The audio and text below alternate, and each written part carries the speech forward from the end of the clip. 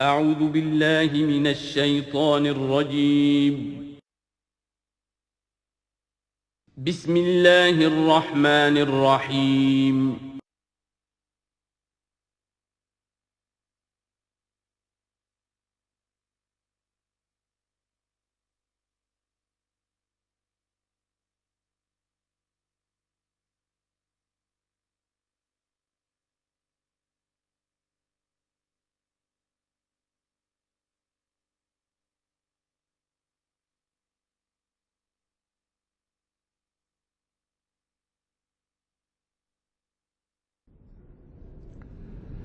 بسم اللہ اولہ و آخرہ۔ پچھلی نشست میں جو گفتگو چل رہی تھی وہ فہم قرآن کے ضمن میں کچھ بنیادی اصول کہ جنہیں اگر پیش نظر رکھا جائے تو سہولت ہو جائے قرآن کے سمجھنے میں۔ 5 چیزیں بیان ہو چکی تھیں۔ نمبر 1، قرآن کا اسلوب استدلال منطقی نہیں ہے، فطری ہے، نیچرل اور خطابی ہے، انسان کو خود غور و فکر کرنے اور اپنے اندر جھانکنے کی دعوت دیتا ہے قرآن۔ ثانیاً، قرآن مجید کی آیات میں تقسیم ہے محکمات اور متشابہات، اور سورہ آل عمران میں جہاں اس کا ذکر ہے فرما دیا گیا ہے کہ اہل ایمان کا شیوہ یہ ہونا چاہیے کہ وہ محکمات پر اپنی توجہ کو مرکوز رکھیں اور متشابہات کے بارے میں اجمالی طور پر یقین رکھیں کہ اللہ کی طرف سے ہے، یقیناً حق ہے، چاہے وہ ہماری سمجھ میں آئی ہے یا نہیں آئی۔ لیکن اس میں جو ایک براڈ تقسیم ہے وہ یہ کہ آیات الاحکام سب کی سب محکمات ہیں مستقل، اور عالم غیب، عالم آخرہ، عالم برزخ، عالم ارواح، عالم ملائکہ، اس کے تمام امور مستقل طور پر متشابہات میں سے ہے۔ البتہ ایک تیسری کیٹیگری ہے کہ جو سائنٹیفک فینومینا کے ضمن میں ہو سکتا ہے کہ ایک شے آج متشابہات میں ہو، کل وہ محکمات میں داخل ہو جائے، جبکہ انسانی علم جو ہے وہاں تک پہنچ جائے اور اس کا ادراک کر سکے۔ نمبر 3، تفسیر زیادہ تر لفظی طور پر اور نحو اور صرف سے بحث کرتی ہے، تعویل کا مقصد ہے اصل مدلول تک پہنچنے کی کوشش کرنا۔ نمبر 4، تعویل میں عام اور خاص کانٹیکسٹ میں، زمان و مکان کے خاص کانٹیکسٹ میں جب قرآن نازل ہوا تو کسی آیت کا کیا اصل مفہوم تھا جو سمجھا گیا۔ اس میں شان نزول کی روایات کو بھی اہمیت حاصل ہوگی۔ لیکن چونکہ قرآن مجید صرف اس دور کے لیے یا اس علاقے کے لوگوں کے لیے ہدایت نامہ بن کر نہیں آیا تھا، بلکہ پوری نوع انسانی کے لیے تا ابد الآباد، لہذا اسی میں وہ مضمر ہے، اس میں وہ ہدایت مضمر ہے کہ تعویل عام کر کے آیت کے الفاظ، ان کا در و بست اور آیت کا سیاق و سباق اس کے حوالے سے، اور القرآن یفسر بعضہ بعضا کے حوالے سے یقیناً جو ہے اس میں ابدی ہدایت جو مضمر ہے وہ بھی حاصل کی جا سکتی ہے۔ نمبر 5، تذکر اور تدبر کا فرق، یہ دونوں الفاظ قرآن کے ہیں۔ تذکر کے لیے 4 مرتبہ اللہ نے سورہ قمر میں چیلنجنگ انداز میں فرمایا ہے وَلَقَدْ يَسَّرْنَا الْقُرْآنَ لِلذِّكْرِ فَهَلْ مِن مُّدَّكِرٍ، ہم نے قرآن کو ذکر کے لیے، تذکر کے لیے، ہدایت اخذ کرنے کے لیے، بنیادی نصیحت حاصل کرنے کے لیے نہایت آسان بنایا ہے۔ تو ہے کوئی جو اس سے تذکر کرنا چاہے؟ اس تذکر بالقرآن کے لیے صرف یہ کافی ہے کہ انسان عربی زبان سے اتنا واقف ہو کہ اس کا ایک براہ راست مفہوم سمجھتا چلا جائے، اور دوسری شرط لازم ہے نیت کی درستی، طلب ہدایت پیش نظر ہو، اپنے علم کی دھونس جمانا جو ہے وہ مقصود نہ ہو، تو قرآن مجید سے تذکر حاصل ہو جائے۔ تدبر کے اعتبار سے قرآن مجید مشکل ترین کتاب ہے، بلکہ میں نے اس وقت ایک غلط لفظ استعمال کر دیا تھا، دنیا کی مشکل ترین، یہ دنیا کی کتاب ہے ہی نہیں، یہ تو مشکل ترین کتاب ہے، بہی معنی کہ اللہ تعالیٰ کے علم کامل سے اس کا نزول ہوا ہے، اس علم کا احاطہ کسی انسان کے لیے ممکن نہیں ہے۔ اسی طرح یہ قرآن ایک ایسے سمندر کے مانند ہے جس کا نہ کوئی کنارہ ہے اور نہ ہی اس کی کوئی تہہ ہے۔ اس میں پوری زندگیاں کھپانے کے باوجود بھی افلا یتدبرون القرآن، تدبر، لیدبروا آیاتہ ولیتذکر اولو الالباب، یہ دو اصطلاحات خود قرآن کی ہیں۔ میرا جو کتابچہ ہے مسلمانوں پر قرآن مجید کے حقوق، اس میں میں نے ان پر تفصیل سے بحث کی۔ نمبر 6، دو اعتبارات سے قرآن مجید پر غور کرنے والے کا ایٹیچیوڈ ایک دوسرے سے بالکل متضاد ہوگا۔ احکام کے حوالے سے ایک طالب علم کا رخ پیچھے کی طرف ہونا چاہیے، اسلاف نے کیا سمجھا، ان سے پہلوں نے کیا سمجھا، ان سے پہلوں نے کیا سمجھا، صحابہ نے کیا سمجھا، یہاں تک کہ اپنے آپ کو محمد الرسول اللہ کے قدموں میں پہنچا دیجیے۔ دین کا عملی پہلو، حلال اور حرام، جائز و ناجائز، یہ چیزیں آپ کو، یہ نہیں کہ آپ کو نئے زمانے کی وہ جو بھی ریسرچ ہو اس کے حوالے سے اور نئے زمانے کے سائنسی جو حقائق ہیں ان کے حوالے سے بات کریں۔ دوڑ پیچھے کی طرف ہے گردش ایام تو، پیچھے سے پیچھے، یہاں تک کہ مصطفیٰ برسا خیش را کے دی ہم اوست اگر بہو نہ رسیدی تمام بولا۔ لیکن حکمت، سائنس، اس کے حوالے سے آگے بڑھی ہے، آگے سے آگے بڑھی ہے۔ وہ تو میں عرض کر چکا ہوں کہ وہ جو فینومینا قرآن مجید میں سائنٹیفک مذکور ہیں، ان کی اصل حقیقت جو ہے وہ ہمارے اگر اسلاف کو سمجھ میں نہیں آ سکی تو بات سمجھ میں آتی ہے۔ ابھی اس علم کی سطح ہی اتنی کمزور تھی، اتنی نیچی تھی کہ ان کی اس کا ادراک ممکن نہیں تھا۔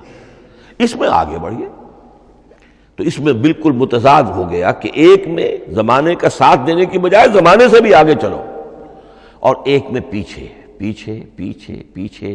یہاں تک کہ محمد الرسول اللہ والذین معہ،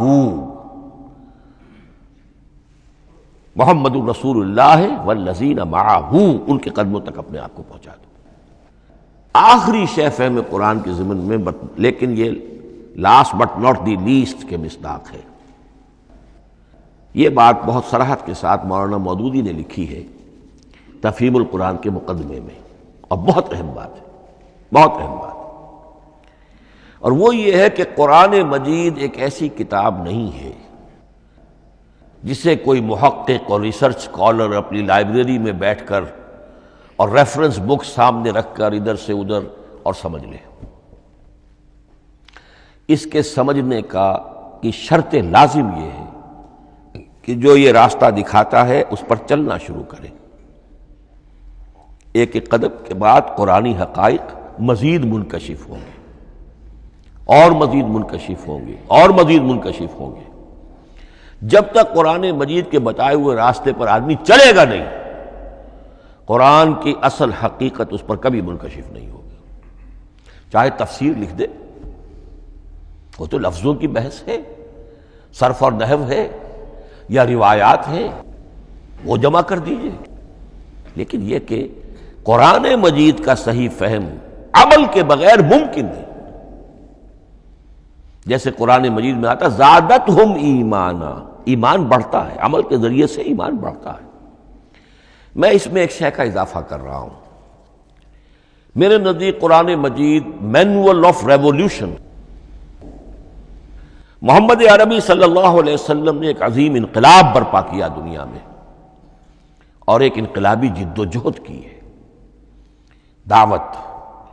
دعوت کے قبول کرنے والوں کو منظم کرنا، ان میں سم و طاعت کی عادت پیدا کرنا، پھر ان میں تن من دھن قربان کرنے کا جذبہ پیدا کرنا، پھر ان کا تزکیہ کرنا، ان کی تربیت، پھر جب وہ تیار ہو جائیں تو باطل سے ٹکر، اور اس میں پھر جہاد اور قتال کے مراحل، تاکہ انقلاب آ گیا، اور یہ کہ جاء الحق وزہق الباطل ان الباطل کان زہوقا۔ اس جد و جہد کے ہر مرحلے پر قرآن نازل ہو رہا ہے، جو اس مرحلے کے جو مسائل ہیں، جو اس مرحلے کے پرابلمز ہیں، جو اس مرحلے کی مشکلات ہیں، ان سے بحث کر رہا ہے۔ اب اگر کوئی فرد یا کوئی گروہ اس پروسیس میں وہ داخل ہی نہیں، وہ سمجھ ہی نہیں سکتا کہ یہ جو بات کہی جا رہی ہے اس کا اصل محل کیا ہے، مقام کیا ہے، کیوں کہی جا رہی ہے۔ وہ تو جب اسی قسم کی انقلابی جد و جہد میں کوئی خود مبتلا ہوگا تو اسے معلوم ہوگا یہ تھی وہ مشکل، یا یہ تھا وہ مسئلہ، یا یہ تھا وہ مرحلہ جو اس وقت کی جو جد و جہد تھی محمد الرسول اللہ والذین معہ کی، کہ اس وقت یہ آیات نازل ہوئی۔ اس طریقے سے مینول آف ریولوشن میں کہا کرتا ہوں، چونکہ ہماری جو طب کی تعلیم ہوتی ہے ان میں مینول آف ڈسیکشن سب سے پہلے جو ہے اناٹمی پڑھائی جاتی ہے اور ڈیڈ باڈی کی ڈسیکشن ہوتی ہے، تو مینول آف ڈسیکشن جو ہے وہ پہلی کتاب ہوتی ہے جو ہمیں ملتی ہے۔ یہ ہوتا ہے، بتایا جاتا ہے یہاں ذرا شکاف دو اور یہ کھال کو کاٹو، اس کے اندر تمہیں یہ نظر آئے گا، یہ فیشیا ہے، پھر اسے اس کے اندر ایک اور شگاف دو، یہ نظر آئے گا۔ بالکل اسی طریقے سے قرآن مجید کی انگلی پکڑ کر اگر آپ چلیں گے تو پھر درجہ بدرجہ قرآن آپ پر منکشف ہوتا چلا جائے گا۔ اور اگر آپ نے اسے صرف ایک اکیڈمک ایکسرسائز بنا لیا، ایک علمی بات ہے، اس سے آگے کچھ نہیں، تو قرآن مجید کا جو اصل لب لباب ہے، جو اصل اس کا جوہر ہے، وہ کبھی منکشف نہیں ہوگا۔ اب آئیے ایک اہم موضوع، اعجاز قرآن کے وجوہ کیا ہیں۔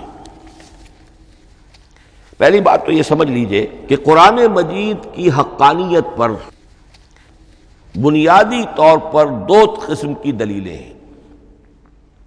ایک دلیل خارجی ہے، خارجی دلیل محمد الرسول اللہ صلی اللہ علیہ وسلم کی شخصیت اور آپ کا کارنامہ، الصادق الامین،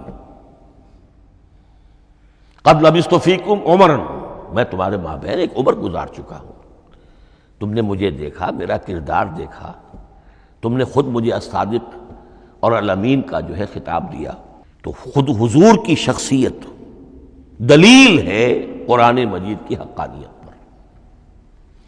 اس اعتبار سے ایک مضمون بہت اہم ہے، اور وہ یہ کہ قرآن اور محمد صلی اللہ علیہ وسلم اس طرح ایک دوسرے کے ساتھ جڑے ہوئے ہیں، گتھے ہوئے ہیں، ایک وحدت بن گئے ہیں، ایک آرگینک ہول بن گئے ہیں، کہ ایک دوسرے کے لیے شاہد بھی ہے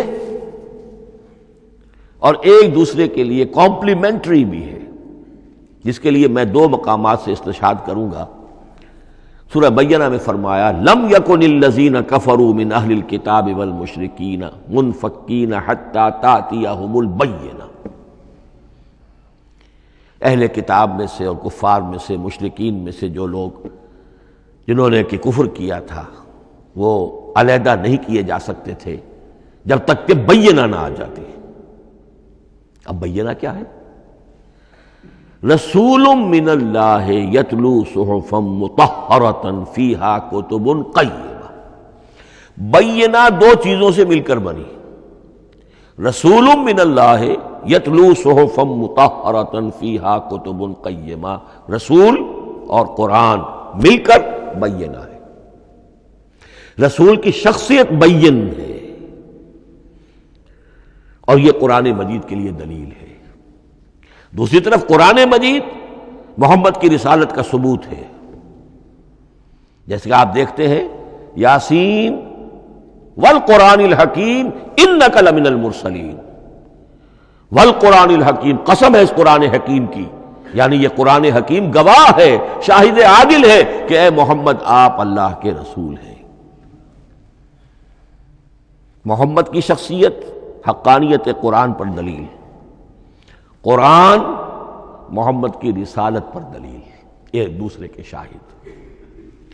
دوسرا مقام سورہ طلاق کا ہے، قد انزل الیکم ذکرا، دیکھو لوگو اللہ نے تمہارے لیے یاد دہانی ذکر نازل کر دیا ہے۔ وہ یاد دہانی کیا ہے؟ رسولا یتلو علیکم آیات اللہ مبینات، اللہ کا ایک رسول جو تمہیں پڑھ کر سنا رہا ہے اللہ کی آیات بینات۔ یہ دونوں چیزیں مل کر بینہ بنا، دونوں چیزیں مل کر ذکرا بنا۔ اس حوالے سے یہ دونوں چیزیں ایک دوسرے کے ساتھ یوں سمجھیے کہ اس طریقے سے گتھی ہوئی ہیں دونوں حقیقتیں، اس طرح جمع ہیں کہ ایک دوسرے سے جدا نہیں کی جا سکتی۔ اگلی بات یہ سمجھیے کہ قرآن مجید محمد الرسول اللہ کا اصل معجزہ، بلکہ اس سے آگے بڑھ کر ایک لفظ استعمال کروں گا، واحد معجزہ ہے۔ آپ شاید حیران ہو کہ اور بھی تو معجزات بیان ہوتے ہیں حضور کے، لیکن میری بات سمجھیے، غور کیجیے۔ ان واقعات سے مجھے انکار نہیں ہے، لیکن جو بات میں کہنا چاہتا ہوں اس کو اچھی طرح سمجھیے۔ معجزہ کہتے کسے ہیں؟ معجزہ عاجز کر دینے والی شے۔ اس معجزے میں دو چیزیں ہونی لازم ہیں، دعویٰ اور تحدی، چیلنج۔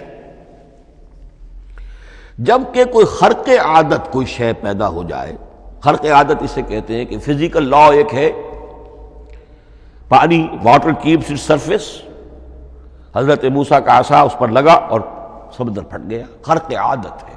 یعنی جو عادی قانون ہے، عام طور پر جو قوانین طبعیہ ہیں، ان کا پھٹ جانا، ختم ہو جانا، ٹوٹ جانا، اور کسی حقیقت کا اس میں سے ظاہر ہو جانا جو ان فزیکل لاز کے خلاف۔ آگ کے بارے میں قانون کیا ہے؟ وہ جلاتی ہے، لیکن یہ کہ یہ معجزہ ہے، یہ خرق عادت ہے کہ حضرت ابراہیم آگ میں ڈالے گئے، اس نے نہیں جلایا، یا نارو کونی بردن و سلام علی ابراہیم۔ تو خرق عادت کو اب دو قسموں میں آپ سمجھیے۔ ایک خرق عادت وہ ہے جو دعوے کے ساتھ پیش کیا جائے، اپنی صداقت، اپنی رسالت کی حقانیت اور صداقت کے ثبوت کے طور پر، اور اس میں چیلنج کیا جائے کہ آؤ مقابلہ کر لو۔ وہ اس رسول کا اصل معجزہ ہوتا ہے۔ ایک خرق عادت وہ ہے جو اللہ تعالیٰ اپنے نیک بندوں کی بزرگی کو ظاہر کرنے کے لیے، غیر انبیاء کے لیے بھی کرامات جنہیں ہم کہتے ہیں ہو جاتی ہے۔ بہت سے صحابہ سے وہ کرامات ثابت ہیں۔ حضرت عمر رضی اللہ تعالی عنہ کو شام کا میدان جنگ دکھا دیا گیا، یا ساریۃ الی الجبل کے الفاظ آپ نے فرمائے۔ ابھی تو ٹیلی ویژن کہیں نہیں تھا، ابھی یہ سارے وسائل و ذرائع موجود نہیں تھے، یہ خرق عادت ہے۔ غیر نبی کے لیے اسے ہم کہیں گے کہ یہ کرامات ہے۔ نبی کے لیے لفظ معجزہ اختیار کر لیا جاتا ہے، لیکن معجزہ اس کو نہیں کہنا چاہیے، اصل میں یہ بھی نبی کے لیے کرامات کے درجے کی شے ہے جو اس سے بلند ہے۔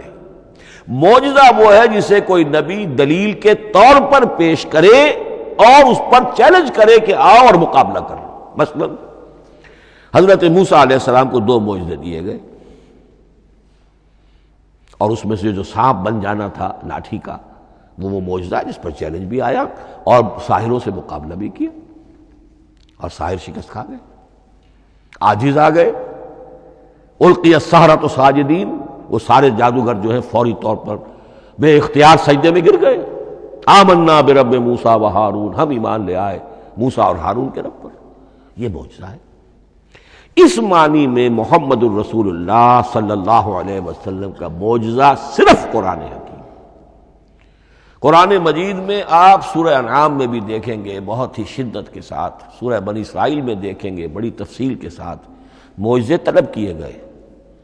آپ اس مکے کی سرزمین میں ابھی ہمارے دیکھتے ہی دیکھتے چشمہ نکال دیجئے، ہم مان لیں گے آپ اللہ کے رسول ہیں۔ آپ ہماری نگاہوں کے سامنے آسمان پر چڑھ کر دکھائیے، پھر وہاں سے کتاب لے کر اتریے، پھر ہم سمجھ لیں گے آپ اللہ کے رسول ہیں۔ آپ کے لیے چشم زدن میں کوئی محل سونے کا چاندی کا تیار ہو جائے، مان لیں گے آپ کو اللہ کے رسول ہیں۔ آپ اس بے آب و گیا وادی میں فوراً ایک باغ جو ہے اپنے لیے بنا کے دکھا دیں، مان لیں گے کہ آپ اللہ کے رسول ہیں۔ ایسے تمام مطالبات پر اللہ تعالیٰ کی طرف سے کوڑا جواب ملا، اللہ اس قسم کی کوئی شے نہیں دکھائے گا۔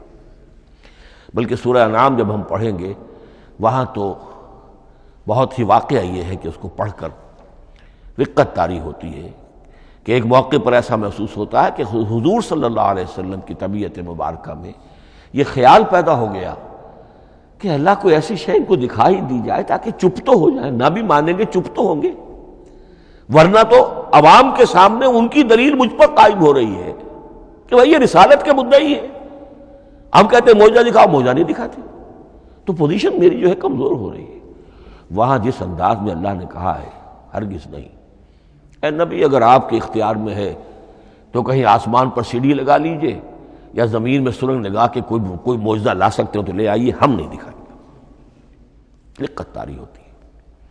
تو حضور کا معجزہ اس معنی میں صرف ایک ہے اور وہ قرآن ہے۔ اچھا، اس کے لیے کیسے کیسے چیلنج کیے گئے؟ ام یقولون تقولہ بل لا یؤمنون فلیاتوا بحدیث مثلہ ان کانوا صادقین، سورۃ الطور۔ کیا ان لوگوں کا کہنا یہ ہے کہ یہ کلام خود محمد نے موضوع کر لیا ہے صلی اللہ علیہ وسلم؟ تو اگر ایسی بات ہے تو وہ بھی ایسا ہی کلام پیش کر دیں۔ تحدی، اس چیلنج کو کوئی قبول نہیں کر سکا۔ کم سے کم اس شرافت کا اقرار کرنا پڑتا ہے کہ اس وقت عرب قوم میں یہ شرافت تھی کہ کسی نے اٹیمپٹ بھی نہیں کی، ورنہ کوئی شخص الٹی سیدھی عبارت لکھ کر لے آتا اور کھڑا ہو کر کہہ دیتا کہ ٹھیک میں کہتا ہوں یہ ہے، یہ قرآن کی طرح کا کلام ہے۔ نہیں، کسی نے نہیں کیا۔ تاریخ یہ بتاتی ہے کہ اس تحدی کا کوئی کسی نے قبول نہیں کیا۔ اسی طرح فرمایا سورہ بنی اسرائیل میں قُلْ لَئِنِ اجْتَمَعَتِ الْإِنسُ وَالْجِنُّ عَلَىٰ أَن يَأْتُوا بِمِثْلِ هَٰذَا الْقُرْآنِ لَا يَأْتُونَ بِمِثْلِهِ وَلَوْ كَانَ بَعْضُهُمْ لِبَعْضٍ ظَهِيرًا۔ چیلنج ہے، اے نبی کہہ دیجئے اگر تمام انسان، تمام جن مل کر بھی چاہیں کہ ایسی کوئی کتاب وہ مرتب کر لے، نہیں کر سکیں گے، چاہے وہ سب کے سب ایک دوسرے کی مدد کریں۔ ہے کہ نہیں چیلنج؟ اسی طریقے سے سورہ ہود میں فرمایا، اب اس کو کہتے ہیں برسبیل تنزل، پوری کتاب نہیں لا سکتے قرآن جیسی، چلو تو 10 صورتیں ہی لے آؤ۔ قُلْ فَاتُوا بِعَشْرِ سُوَرٍ مِثْلَهُ مُفْتَرَيَاتٍ، اے کہیے اے نبی، سورہ ہود کی آیت نمبر 13 ہے، اس جیسی کوئی 10 صورتیں ہی لے آؤ۔ 114 نہ صحیح، 10 صحیح۔ یہ بھی نہیں ہوا تو برسبیل تنزل اور سورہ یونس میں فرمایا قُلْ فَاتُوا بِسُورَةٍ مِّن مِثْلِهِ، ایک صورت ہی لے آؤ۔ اور اسی کو سورہ بقرہ کے 3 رکوع میں دہرایا گیا، وَإِن كُنتُمْ فِي رَيْبٍ مِّمَّا نَزَّلْنَا عَلَىٰ عَبْدِنَا فَأْتُوا بِسُورَةٍ مِّن مِّثْلِهِ وَادْعُوا شُهَدَاءَكُم مِّن دُونِ اللَّهِ إِن كُنتُمْ صَادِقِينَ۔ لیکن نوٹ کر لیجئے کہ کسی نے یہ جرأت نہیں کی، نہ قرآن کے اس دعوے کو چیلنج کیا، نہ کسی نے مقابلے کی کوشش کی، نہ کوئی اپنی کوئی تصنیف و تالیف یا اپنا کوئی کمپوزیشن لا کر اور یہ دعویٰ کر کے کھڑا ہوا کہ جمع کر لیجئے، منصف بلا لیجئے، کوئی کمیشن بٹھا لیجئے، میرا یہ کلام بھی بالکل ہم وزن ہے اس کلام کے، نہیں۔ اب ہمیں دیکھنا یہ ہے کہ وجوہ اعجاز قرآن مجید کے کیا کیا ہیں۔ معجزہ تو یہ ہے، حضور کا اصل معجزہ یہ ہے، لیکن معجزہ کس کس پہلو سے ہے؟ یہ ایک ایسا موضوع ہے کہ جس پر پوری تصانیف لکھی گئی ہیں۔ وجوہ الاعجاز، وجوہ اعجاز القرآن، قرآن کے معجزہ ہونے کے کون کون سے پہلو ہیں۔ اس کا واقعہ یہ ہے کہ احسان ناممکن ہے، اور جیسے جیسے زمانہ آگے بڑھے گا اس کے اور پہلو واضح ہوتے جائیں گے۔ سنوریہم آیاتنا فی الآفاق وفی انفسہم حتی یتبین لہم انہ الحق۔ لیکن یہ کہ کس کس پہلو سے یہ معجزہ ہے، چند موٹی موٹی باتیں ضرور سمجھ لیجئے۔ لغت، ادب، فصاحت، بلاغت، عذوبت، مٹھاس، اس کے اعتبار سے قرآن معجزہ ہے۔ لیکن اس اعتبار سے قرآن معجزہ ہے یا تو تھا اپنے زمانے کے عربوں کے لیے، غیر عرب کے لیے تو نہیں تھا۔ غیر عرب جو ہے قرآن مجید کی جو بھی فصاحت و بلاغت ہے، اس کا جو لٹریری بیوٹی ہے، اس کو تو وہ اپریشیٹ نہیں کر سکتا تھا۔ یہ حصہ جو ہے یا تو عربوں کے لیے تھا اس وقت دائمی، یا آج بھی عرب کچھ نہ کچھ، بہرحال عربی ان کی زبان ہے، وہ پڑھتے ہیں، جیسا کہ میں نے عرض کیا تھا، چاہے عیسائی ہوں اور چاہے یہودی ہوں، وہ بھی اپنے ہاں لٹریچر کی، عربی لٹریچر کی ہائیسٹ کتاب کی حیثیت سے قرآن مجید کو پڑھانے پر مجبور ہے۔ ایک پہلو اس کا یہ ہے، اور اسی کے حوالے سے نوٹ کیجئے حضرت لبید رضی اللہ تعالی عنہ، یہ سبع معلقہ کے شعراء میں سے تھے آخری۔ عربوں میں چونکہ اس کا بڑا چرچا تھا شاعری کا، تو ان کا جو سالانہ جشن ایک ہوتا تھا، اس میں وہ بہت بڑے بڑے شعراء سب جمع ہوتے تھے، اپنے اپنے قصیدے پڑھتے تھے، اور جس کا قصیدہ سمجھا جاتا تھا کہ سب سے اعلیٰ ہے، سب سے بلند ہے، سب سے عمدہ ہے، اب اسے اس سال کے لیے وہ گویا کہ ملک الشعراء اس کو مانا جاتا تھا کہ یہ شاعروں کا بادشاہ ہے، اور تمام شاعر اسے سجدہ کرتے تھے بالفعل۔ اور اس کے قصیدے کو کعبے کی دیوار کے ساتھ ٹانگ دیا جاتا تھا، معلق کر دیا جاتا تھا۔ ایسے 7 قصیدے ہیں جن کے مجموعے کا نام ہے 7 معلقہ۔ اس 7 معلقہ جو ہے 7 جو سلسلے ہیں، ان میں آخری حضرت لبید کا ہے، وہ ایمان لے آئے۔ ایمان لانے کے بعد انہوں نے شعر کہنا چھوڑ دیا۔ اس پر حضرت عمر نے ایک دفعہ ان سے کہا کہ لبید اب آپ شعر نہیں کہتے۔ ان کا جواب تھا ابعد القرآن، کیا قرآن کے بعد بھی کسی کے لیے کوئی موقع ہے کہ وہ کچھ کہنے کی کوشش کرے؟ فصاحت اور بلاغت کی تو معراج قرآن مجید ہے، وہ آ چکی ہے۔ تو جہاں تک اہل عرب کے لیے اس کا معجزہ ہونا، خاص طور پر اس دور میں اور اب بھی کسی درجے میں، اس میں تو اہمیت ہے اس کی ادبیت، اس کی فصاحت، اس کی بلاغت، اس کی عذوبت۔ دائمی اور ابدی یہ کس اعتبار سے معجزہ ہے؟ عہد حاضر میں اور غیر عرب لوگوں کے لیے۔ نمبر 1، سائنسی حقائق کا انکشاف۔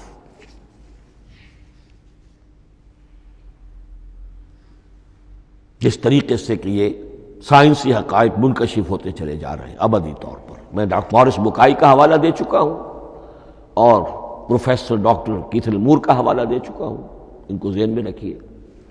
سنریہم آیاتنا فی الآفاق وفی انفسہم حتی یتبین لہم انہ الحق۔ نمبر 2، حضور کا وہ کارنامہ کہ آپ نے ایک عظیم انقلاب برپا کر کے دکھایا اور وہ نظام قائم کر کے دکھایا کہ جس سے بہتر، جس سے عادلانہ، جس سے زیادہ منصفانہ کوئی نظام دنیا میں نہ آج تک قائم ہوا ہے اور نہ اس کی کوئی دوسری نظیر پیش کی جا سکتی۔ یہ ہے سب سے بڑا معجزہ، اور معجزہ ہوا قرآن سے۔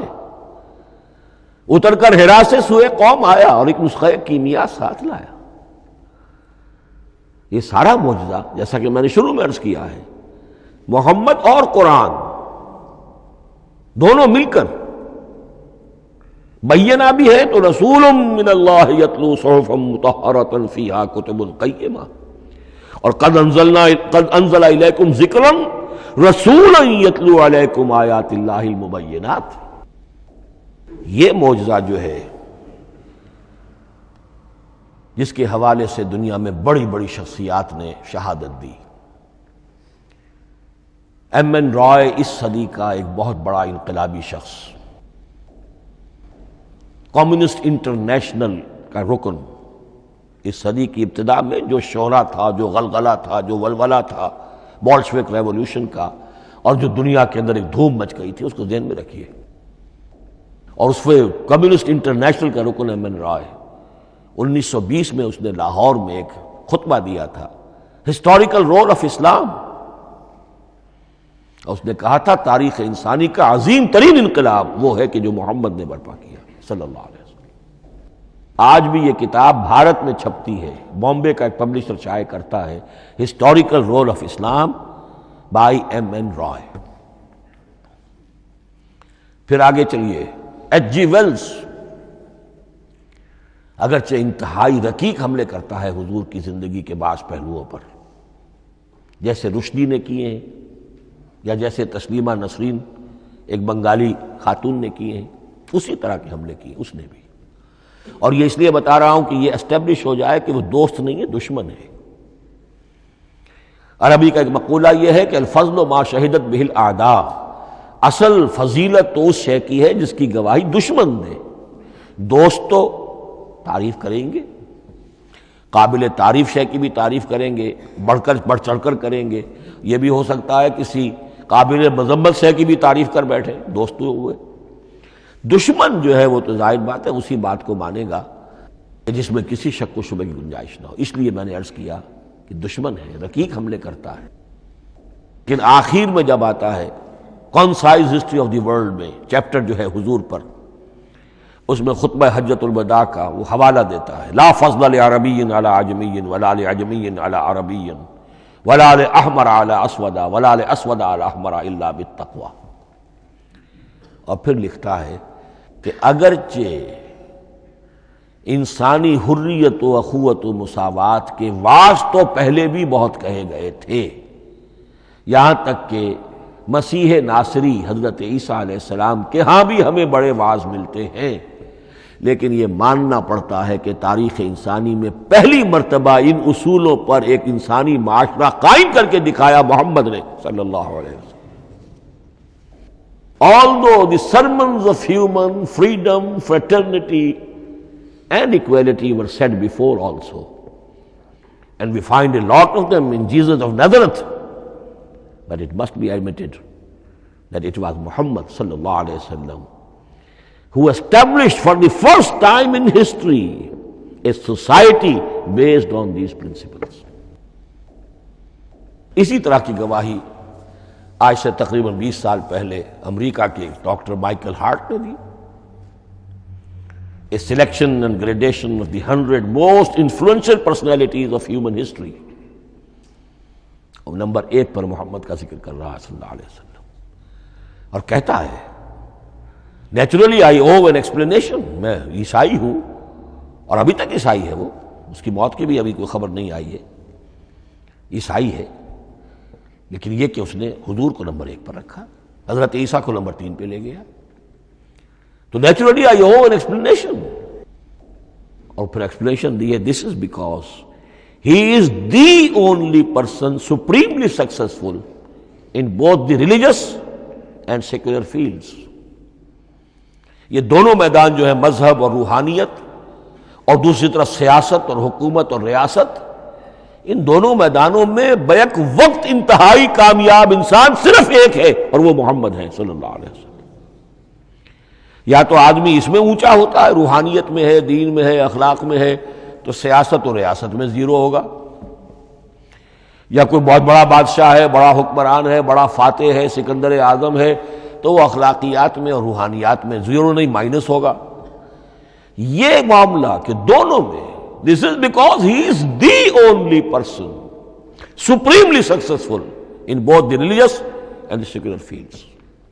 لیکن یہ بات نوٹ کر لیجئے کہ جو تازہ ایڈیشن ہے اس کتاب کا، اس میں سے یہ پیسج نکال دیا ہے نئے جو ایڈیٹرز ہیں انہوں نے۔ اس کے لیے آپ کو کسی پرانے ایڈیشن سے رجوع کرنا پڑے گا، concise history of the world, اور وہ لائبریریوں میں مل جائے گا۔ علامہ اقبال نے اس بات کو یوں بیان کیا ہے، ہر کجا بینی جہان رنگ و بو، کہ از خاکش بروید آرزو، یاد نور مصطفیٰ اورا بہاس، یا ہنود اندر تلاش مصطفیٰ است۔ اس دنیا میں تمدن کے اعتبار سے، اخلاق کے اعتبار سے، معاشرت کے اعتبار سے کہیں کوئی خوبی اگر تمہیں نظر آتی ہے، کوئی رمق نور کی، خوبی کی، بھلائی کی، رنگ و بو،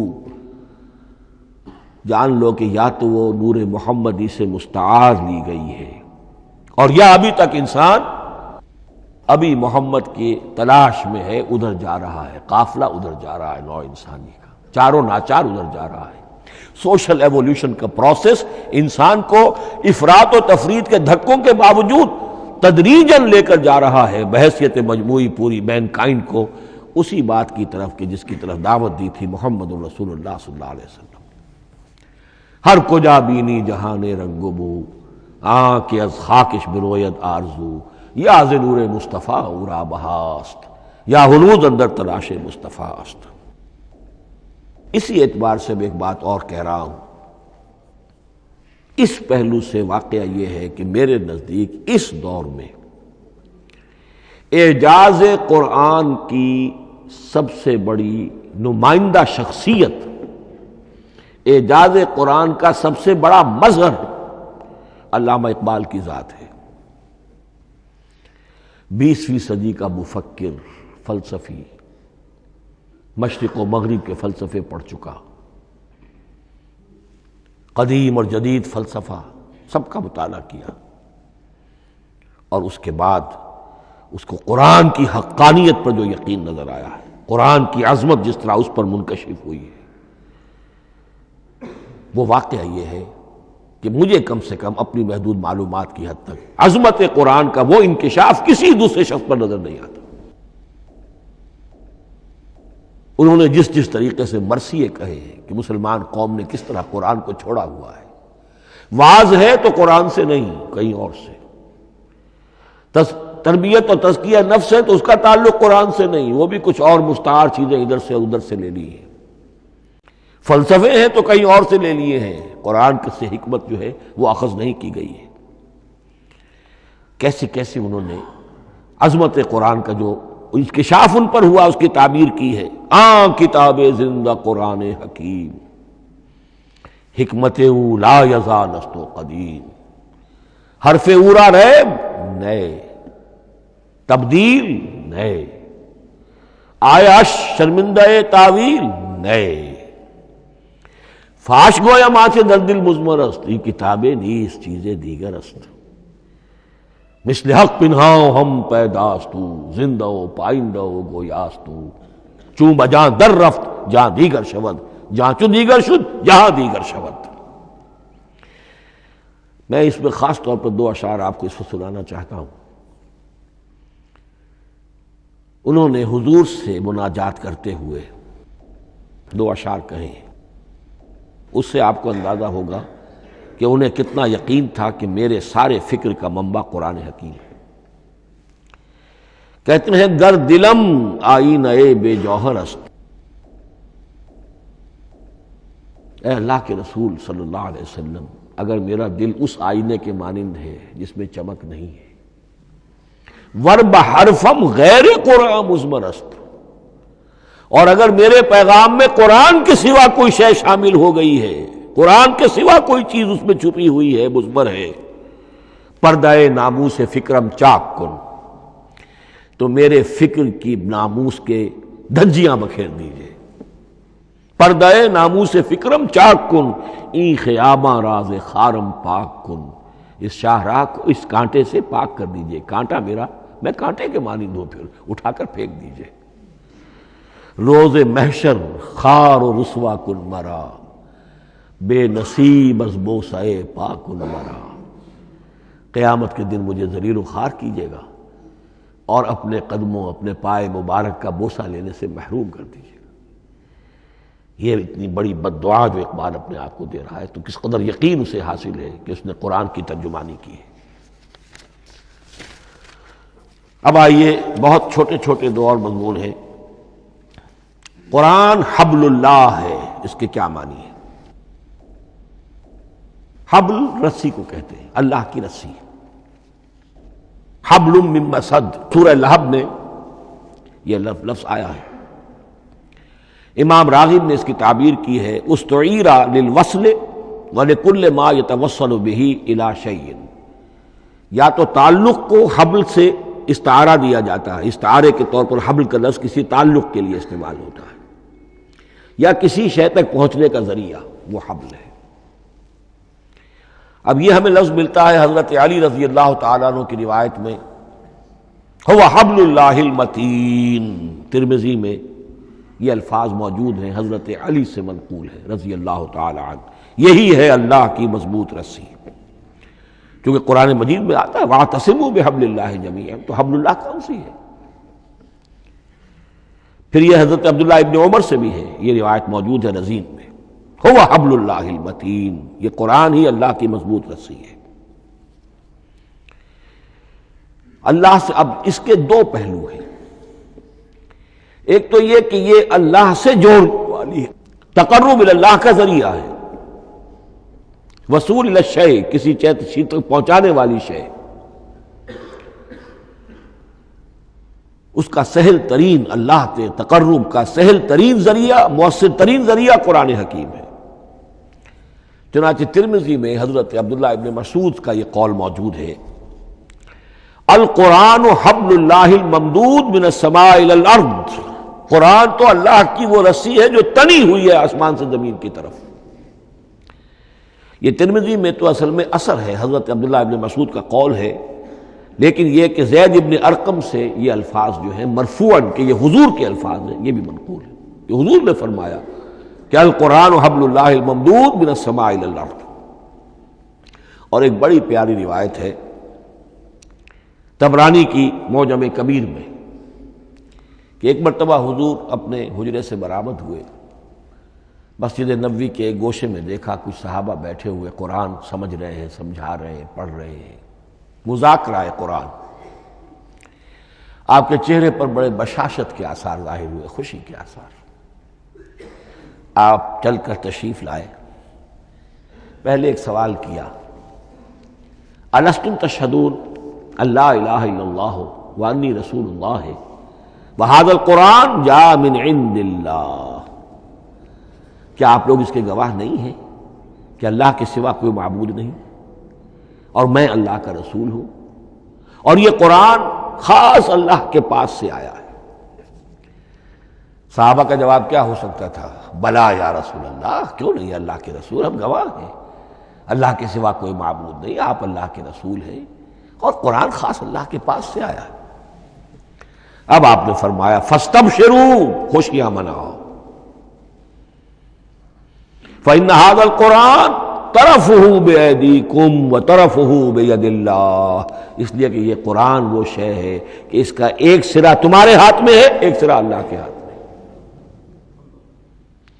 تو وصول الی اللہ کا مؤثر ترین طریقہ، تقرب الی اللہ کا مؤثر ترین طریقہ، سہل ترین طریقہ، شور شارٹ طریقہ وہ قرآن مجید ہے۔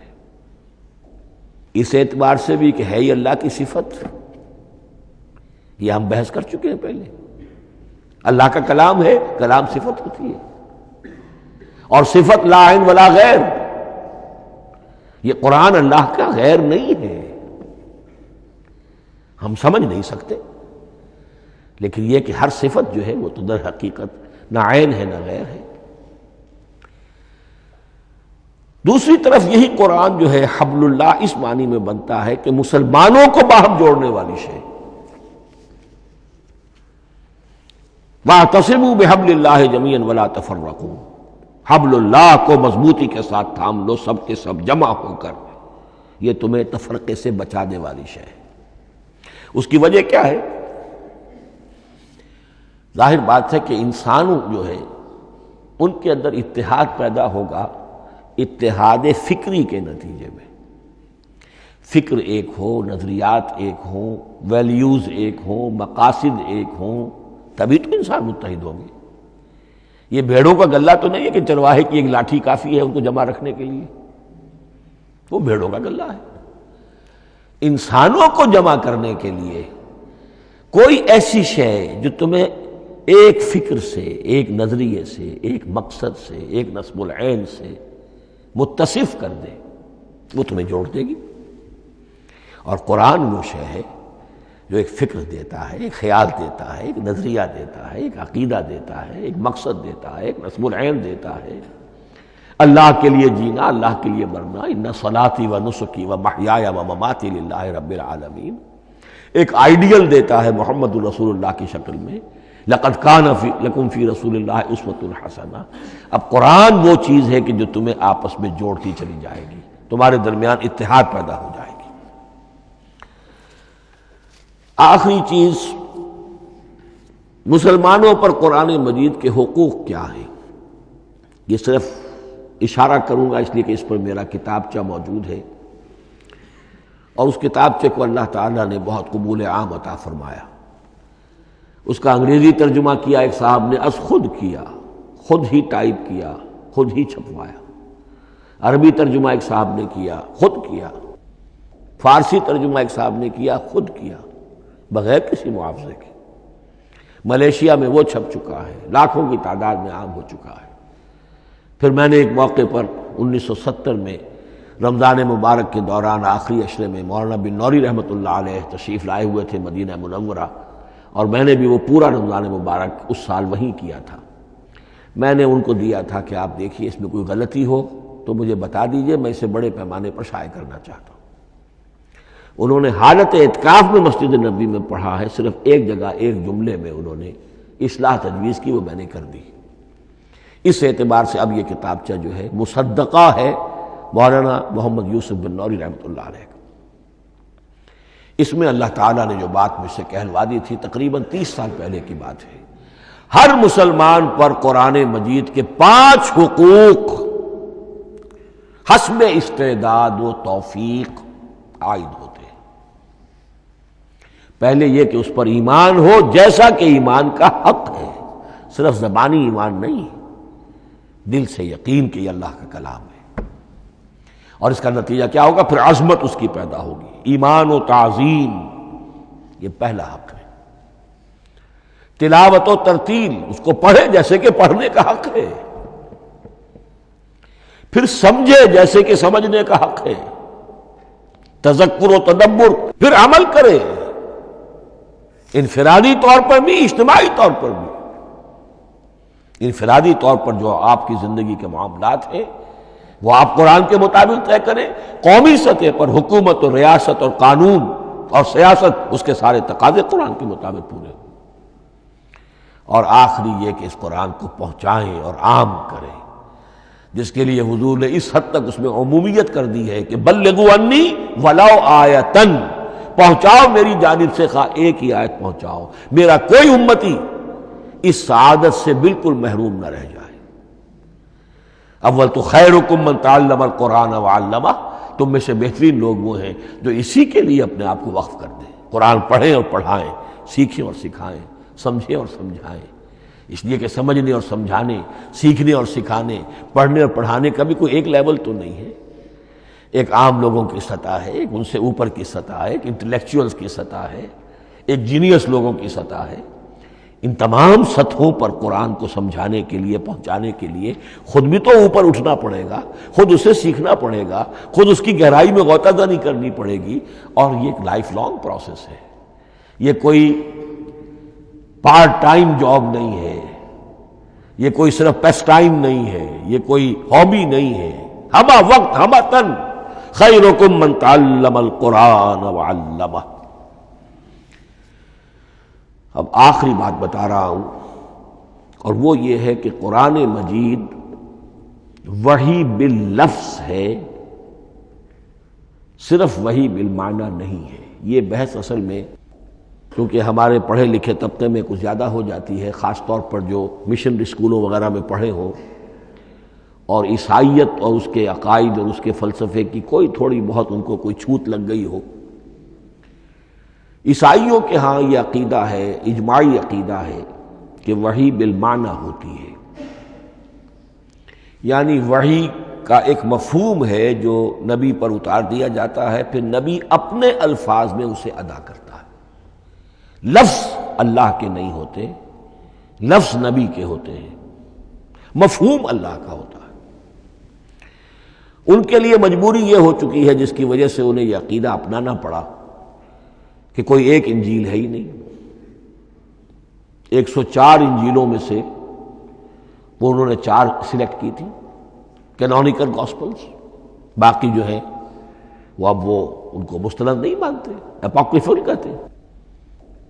اور میں نے ایک مرتبہ ایک پادری صاحب سے، مسٹر وائٹ ہوتے تھے منٹگمری میں نے ان سے پوچھا which one of them is Bible, یہ متی اور یہ لیوک اور مارکس اور جان، ان میں سے کون سی بائبل کون سی ہے؟ تو اس نے جواب دیا none of them is Bible. Bible is in them. ان میں سے کوئی ایک بھی مشخص طور پر، معین طور پر بائبل نہیں ہے، بائبل ان میں ہے بحیثیت مجموعی۔ لہذا ان کے لیے یہ عقیدہ جو ہے وہ لازم سا ہو گیا۔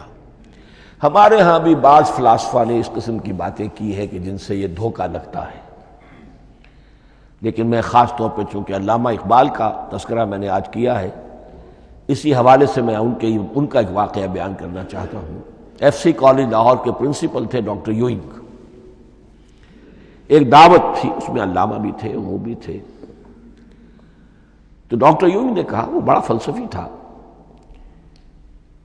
کہ ڈاکٹر اقبال ہم نے سنا ہے کہ آپ بھی وحی باللفظ کے قائل ہیں، آپ جیسا پڑھا لکھا شخص، عالم، دانا۔ علامہ اقبال نے فرمایا جی ہاں، اور مجھے تو اس کا ذاتی تجربہ ہے۔ مجھ پر تو جو شعر نازل ہوتے ہیں وہ الفاظ میں ڈھلے ہوئے ہوتے ہیں، میں ان میں تبدیلی کرنا چاہوں تو نہیں کر سکتا۔ تو اگرچہ اس جواب کو ہم کہیں گے کہ یہ الاجوبۃ المسکتہ، مسکت، چپ کر دینے والا جواب تھا کہ جو علامہ اقبال نے دیا، لیکن ذہن میں رکھیے یہ کہ جو وحی باللفظ ہے وہ ختم ہو چکی محمد رسول اللہ صلی اللہ علیہ وسلم پر. وحی رسالت وحی باللفظ ہے، وہ ختم ہو چکی. البتہ الہام، کشف، رویا، القاء، یہ وحی بالمعنی ہے. یہ کوئی ایک شے ہے جو دل میں ڈال دی جاتی ہے. اس کے دروازے آج بھی کھلے ہوئے ہیں. اور یہ جان لیجئے قرآن مجید کی حقانیت کا جو اصل ثبوت ہے وہ یہ ہے کہ آپ اسے اپنے باطن کے اندر محسوس کریں. یہ جو باطنی تجربہ علامہ اقبال نے کہا ہے کہ انسان اپنے باطن میں محسوس کرے کہ ہاں یہ بات ہے، ٹھیک ہے. اس کے لیے کہ علامہ ابن قیم رحمۃ اللہ علیہ کا قول ایسا ہے، بڑا پیارا قول ہے.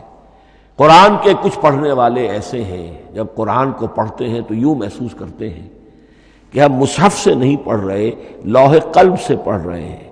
ہمارے دل پر لکھا ہوا قرآن موجود ہے. یعنی ہماری فطرت، ہمارے اندر کی کوئی حقیقت ہے جو سرٹیفائی کر رہی ہے، توثیق کر رہی ہے، اٹیسٹ کر رہی ہے کہ ہاں یہ ٹھیک ہے. اور اس کی وجہ کیا ہے؟ ہماری روح اور اس قرآن کا منبع وہ ایک ہی ہے، وہ ذات باری تعالی ہے. یہ کلام اللہ ہے اور ہماری روح امر اللہ. یسألونک عن الروح قل الروح من امر ربی وما اوتیتم من العلم الا قلیلا. بس میں اسی پر اکتفا کر رہا ہوں. اب گمان غالب یہی ہے کہ کل تو تراویح ہوگی انشاءاللہ، اس لیے کہ سنا یہ ہے کہ آج بھی روزہ تھا سعودی عرب میں، تو اب اس سے زیادہ تو تاخیر اب ممکن نہیں ہے. تو کل انشاءاللہ تعالی دورہ ترجمہ قرآن شروع ہو جائے گا. بارک اللہ لی و لکم فی القرآن العظیم ونفعنی و ایاکم بالآیات والذکر الحکیم.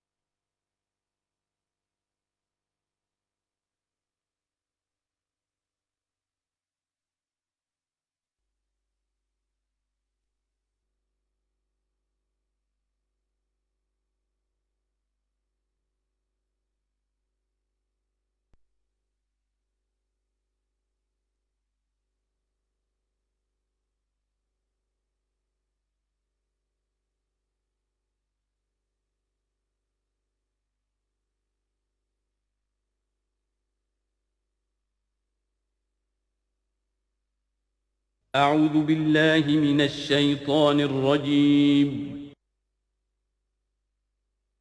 بسم الله الرحمن الرحيم.